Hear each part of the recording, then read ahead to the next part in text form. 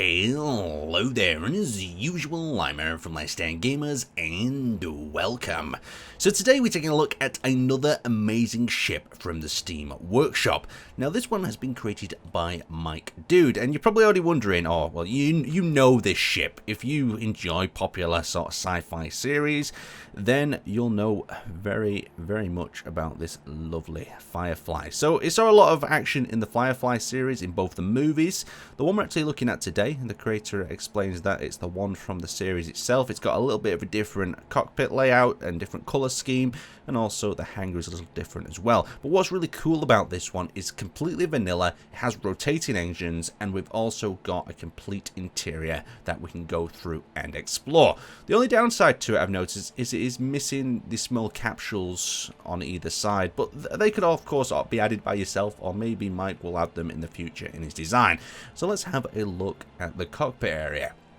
So the cockpit area here itself, you can see it's this thin, narrow design, almost like a neck. It always reminded me a little bit of like a Concorde type aircraft for some reason, and it's almost like a dragon of the sky, you could say. Is that a weird comment to make? But it's just a beautiful sort of aesthetic to the ship as you saw it soaring through both the movies and the sci-fi series. You'll have to let me know what you preferred, if you preferred the movies or the sci-fi series that they released, and who knows, it would be nice if they did another one. But anyway, we're getting really off topic. Let's get back to the ship itself. So we've got the little hangar bay down here, and if I just pop my character in here, you can see the scale is actually pretty damn good. So it's 3 blocks high. That'd be enough to get the mule out if we wanted to. And as we wrap around the side here, you can see the hull extends and curves nicely with a little bit of detail in various hydrogen and ion thrusters tucked in here. So this is capable of going down to a planet. We might test it out on that a little bit later on. And then we've got these thrusters that rotate into 2 flying positions. That I've always liked the look of it. It looks really cool, especially when we work our way around the back. We've got the Firefly Engine that actually rotates on the movie type one, or the series one, but here it is going to be static, I'm afraid. But it will give off a nice ion and hydrogen bloom as it travels through space. What a lovely ship, a really nice design. So let's have a quick look at the top of the thruster. So you can see the colour scheme as well has been nicely picked out. You can see the rusty shades of sort of orangey grey blues, and we've got them red tones in there, really helping to sell this design. And you can see up here these little glass overlay inserts that have been put on the top here, really nice to have a look at. But let's have a look inside. You can also see the logo down the side there and a few connectors, so there is a degree of functionality, and it is a completely vanilla design, so you could build it in survival. The only problem with building this in survival is you would have to build the pods separately and then attach them, but I think that would be a cool building experience anyway. So let's head down and inside through the cargo bay. So you'll also notice underneath there's these little 2 pressure pads. But where are the landing gears hidden, you may be wondering. Let's have a look. The 2 pads should do most of the work. So behind the actual ramp, we have ourselves the hangar door. And as we come inside, we're actually into the main bay. So let's pop our character into here, and we'll lower the door. So hangar door reverse, hangar door rotor lock, and we open the airlock. Now that is a cool sight. And in the movies, or in the series, I can't remember which, what happens is someone gets trapped in the airlock here between the door and the inner airlock, and you see them there, and he makes him talk. It's a fascinating scene. It's great. My dad got me into that series, and you know what, it was lovely.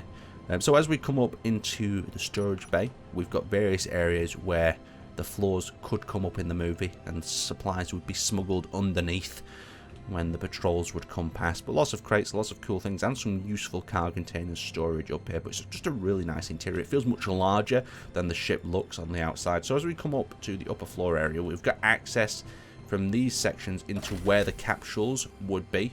So as you walk up into here, you would enter into the capsule, but in the case of this, there is no capsule there. They are yet to be constructed, or maybe you'll construct them yourselves.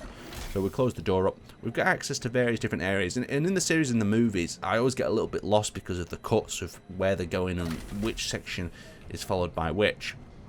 So straight from that area, we've got the med bay.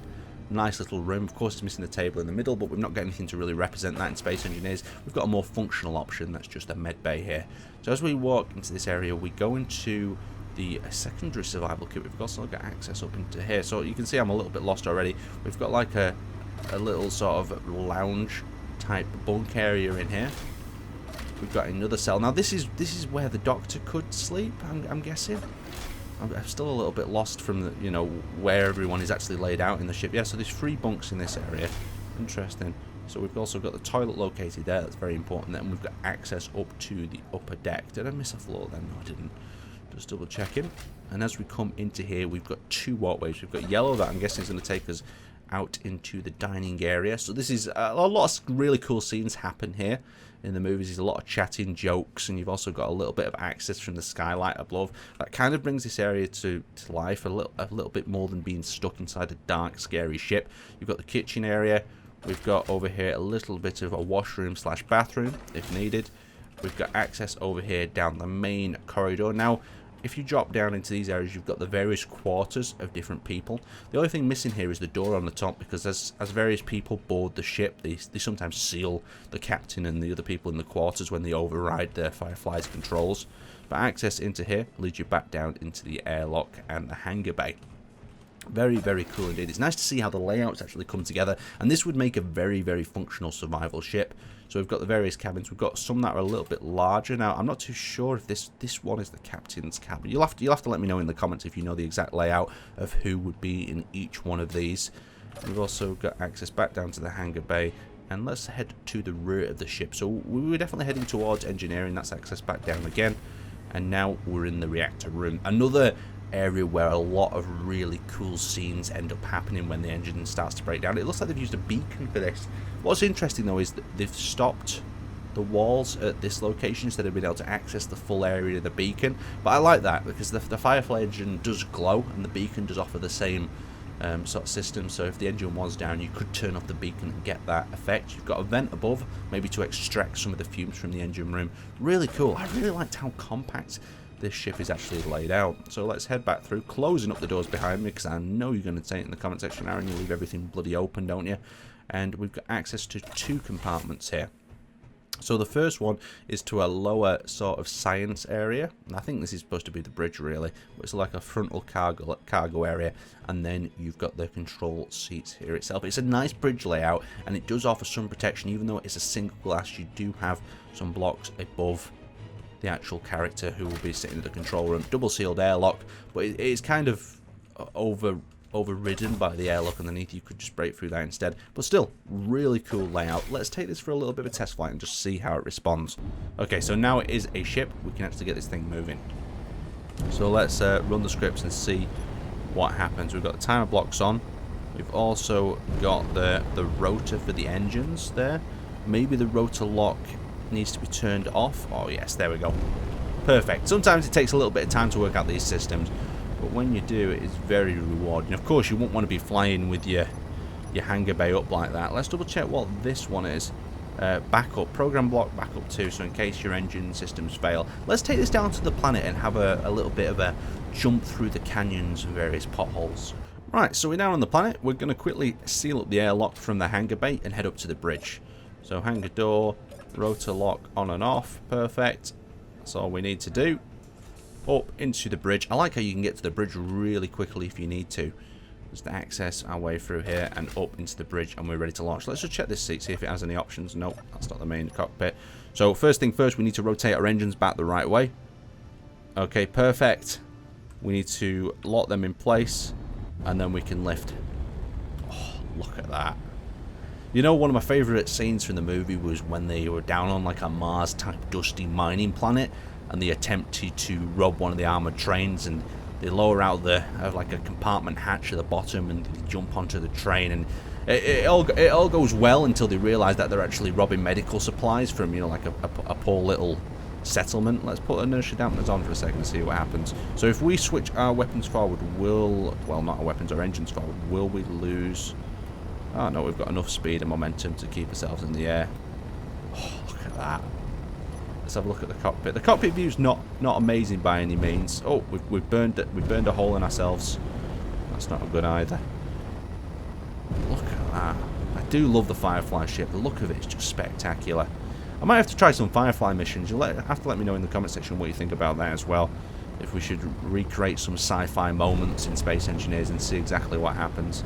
Let's bring this down into that little canyon gap down there. Oh, it flies well. Look look at that little bit of smoke coming out the side of the engine. That's not a good sign. Yeah, we just maybe need like a little camera view that just got to move the perspective up a little bit. Oh, look, one of our engines is smoking a little bit. Bring it up. Let's bring it in for a nice smooth landing over here. So, engine's down. There we go. Pull back on the stick a little bit. Oh, come on, slow us down. Slow us down, girl. There you go. Alright.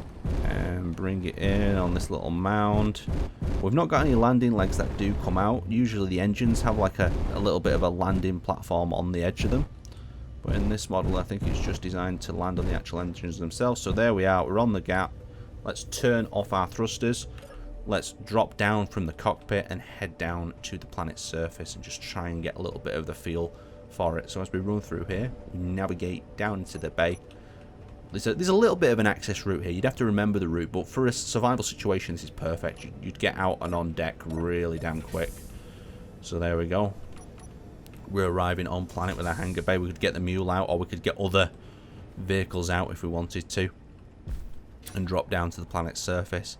Absolutely fantastic ship. I love it. Check it out for yourself. There's a link down in the description of this video, and let me know what you think. I'll see you next time.